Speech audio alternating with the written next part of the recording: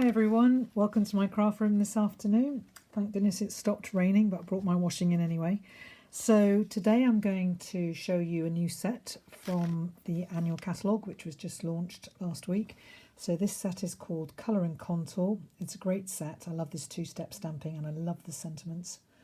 And it's got a set of dies that go with it that cut out a number of scalloped rectangles which actually go with the stitched rectangle dies, and it's got a lovely curved scalloped die, and it's got the flower and the flower on the stem that you can cut out as well. So I've used the largest one here.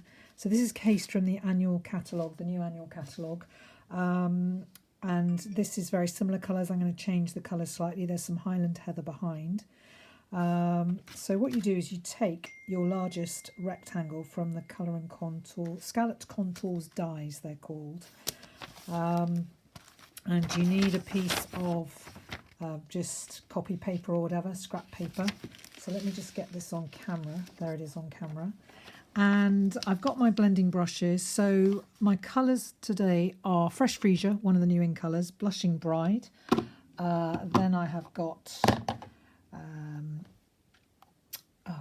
soft seafoam, there we are, and balmy blue. So I've got a purple. I've got 6 blending brushes in total. This is for my purples, this one's for my blues and my greens, this one is for my pinks and my reds, this one is for my neutral colours, and I have got 2 spare, which is great. One will be for yellows and oranges, and that just about covers most of the colour spectrum, so I'm happy with that.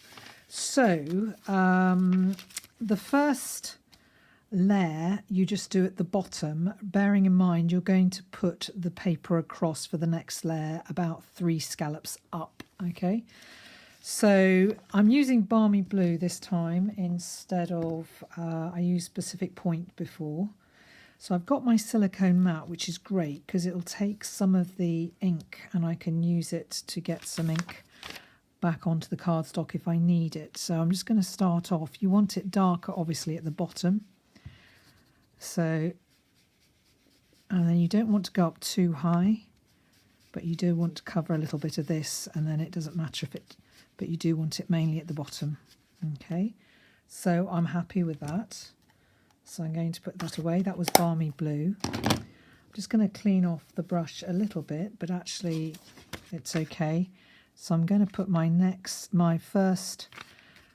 the piece of paper, the first line is going to be 3 scallops up from the bottom. So I'm going to take my soft sea foam, press the brush, and you can put your finger on the brush like this. These are absolutely fabulous, these blending brushes. They're very, very flexible and they're great. So I know the next one's going to be 4 up, so I don't want to go too high, but just high enough to get the colour on.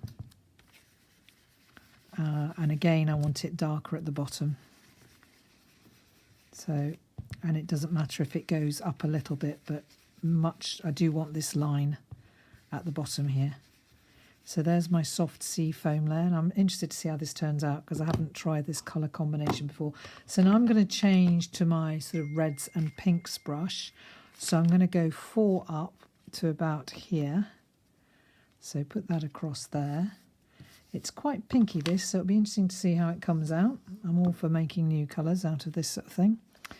Let's see what happens. So it's supposed to be Blushing Bride, but it may come out a little bit pinker because I think it's had Magenta Madness. But you can actually clean these brushes by, if you get a microfiber cloth, and if you just put the brush on the microfiber cloth, I don't know if you can see, but some of the ink has actually come off there. So let's just put that down in the same place and we'll get a bit more ink. Like that. That's interesting. And then we're going to go up to about 2 below. And this will be the Fresh Freesia, so I'm getting my purple brush. And again, if I want to get rid of excess ink, just get my microfiber cloth and rub it on that. Okay. So this is for the top. Great technique, great way to get those blending. Whoops. So I'll probably put on a little bit more than I anticipated, but let's just put some there. Ooh, that's nice. I like that. I like the fresh freesia with it all as well. So now what I'm going to do, before I actually put my ink pads back, is I'm going to take the outline flower stamp from this set, and I'm going to stamp flowers sort of pretty close to the colours where I actually did the shading. So for example, this one is going to be about there, and I'll just clean it off. Then I'm going to do one in soft sea foam there, clean it off. Then one in blushing bride and clean it off, and then I'll take the fresh freesia and do a larger one up here like that. And then I'm just going to close up my balmy blue ink pad because I don't want to get ink everywhere. I'm going to take the black, and it's got a really nice sentiment in this set actually, which says, "Here for you now and in better days ahead." They're two separate sentiments which I've put on the block here together. So you could just say "here for you now" on the outside of the card, and "in better days ahead" you could do on the inside of the card. But I'm going to do both on the outside of the card. So I'm just going to take my black Memento ink pad, ink it up.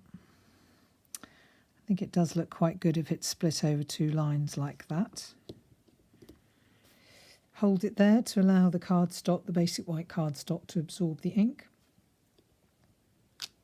And then lift it up like that. What a quick and easy card to do. Great way to use your blender pens as well, your blender pens. Oh, there's another card I made, cased from the catalogue as well, using the scalloped, dotted scalloped die from Colour and Contour, the scalloped contours dies. And those are the flowers, and "You're Absolutely Amazing" is a lovely sentiment. So if I just find my card. So I've chosen Blushing Bride here. So I could put it on dimensionals if I wanted to. In fact, I might this time. I didn't put it on dimensionals before, but I think I will actually try and put it on dimensionals. Well, not try, but I will put it on dimensionals this time and see what it looks like. It's good sometimes just to do the same card, but a bit different, so you can see what it looks like and which one you like best. I'm going to be generous with my dimensionals here. Now here's a tip with dimensionals that you can take. You take your pick tool and your pierced end of your take your pick tool and just do that. If you go around like that, it just lifts the top off, so that if you've got short fingernails, which actually I haven't got, but if some people have short fingernails, that lifts it up a bit, so it's easier to get the back of the dimensionals off. So I'll just do that. So I've already cut a piece of Blushing Bride. I've actually cut this card down. It's 5.5 long there, and I think it's by 4, if I remember rightly. But you want this so it's just showing the Blushing Bride through. And then I'm going to get my Tombow, my trusty Tombow, and just use it like a pen on the back like this. So I get a layer of glue and then stick that on like that. And this one I've put that one's got Highland Heather underneath, you can see. And this one's got Blushing Bride. So you could do a shed load of these cards in a very, very short time. So quick and easy to do, just simple stamping. And okay, this piece was die cut, but you could just use a rectangle if you don't have these dies. But I have to say these dies are amazing and they go really well with the stitched rectangle dies. So there we go. So that's your card for today. So I suppose I could just put an embellishment or two on, because it's... So obviously on this one I used pearls. So perhaps on this one I should use rhinestones. You can make up your mind which one you think is better. Let's see. So I'll put one there, and I'll put one. I'm using large ones. I'm feeling generous today. So there we go. I've just ordered some more rhinestones actually, so I know that I've got some more that are arriving hopefully on Wednesday. So there's the one with the pearls and there's the one with the rhinestones. So I really hope you've enjoyed my video and that you have a go at this technique. Goodbye.